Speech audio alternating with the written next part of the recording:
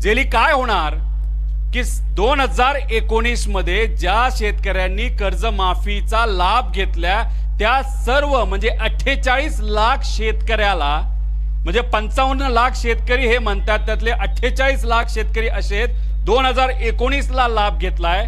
आपलं म्हणणं आहे 2019 ची अट जर काढली तर सर्वच या 36 ते 48 लाख शेतकऱ्याला कितीची कर्जमाफी मिळणार? 2 लाख रुपयाची. मग तुम्हाला 50,000 रुपयाची कर्जमाफी पाहिजे का 2 लाख रुपयाची कर्जमाफी पाहिजे हे तुम्ही मला सांगा.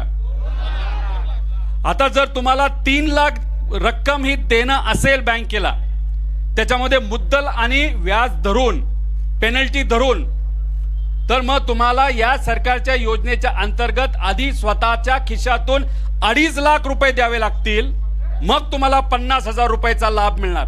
चालणार आहे का? बरं, 2.5 लाख रुपये तुमच्याकडे आहेत का? मग आज जर तुमच्याकडे पैसे नसतील, कारण का अवकाळी पावसामुळे तुमचं नुकसान झालंय, तुम्हाला तुमच्या भावाला भाव मिळालेला नाही उत्पादनाचा, कांद्याची काय परिस्थिती हे तुम्हाला माहिती, गेल्या 10 वर्षात कपाशीला भाव नाही, सोयाबीनला भाव नाही, कांद्याला भाव नाही, खताचे भाव वाढलेत का नाही वाढले? आता तुम्ही मला सांगा, सरकार आपल्याला काय सांगतं, येत्या काळामध्ये पाऊस होणार आहे का हो? अल निनो आल्यामुळे या वर्षात जर पाऊस होणार नसेल तर येणारं एकही पीक तुमच्या हातामध्ये येणार आहे का? मग तुमचं घर चालणार आहे का? मग कसं चालणार तुमचं घर? कसा खर्च निघणार? तुमची मुलं जर कॉलेजमध्ये असतील त्याची फी कशी भरणार? मग ह्या सगळ्या अडचणीवर मात करायची असेल तर सरकारला आपण जी विनंती करत आहोत की 2019च्या कर्जमाफीला, या कर्जमाफीला तुम्ही जे जोडलेलं आहे ती अट पूर्णपणे काढण्यात यावी, ही आपली पहिली मागणी. ही योग्य आहे का नाही आहे?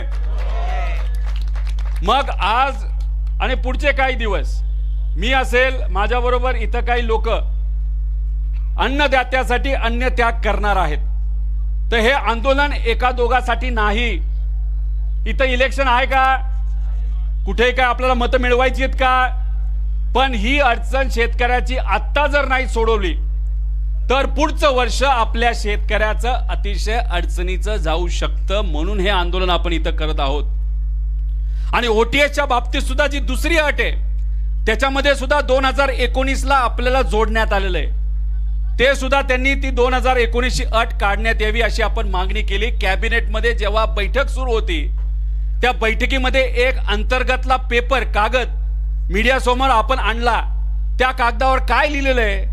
या सगळ्या अटी जर टाकल्या तर आपल्याला 35,000 कोटी रुपये द्यावे लागणार नाही, आपल्याला बरेच कमी मिळू शकतात.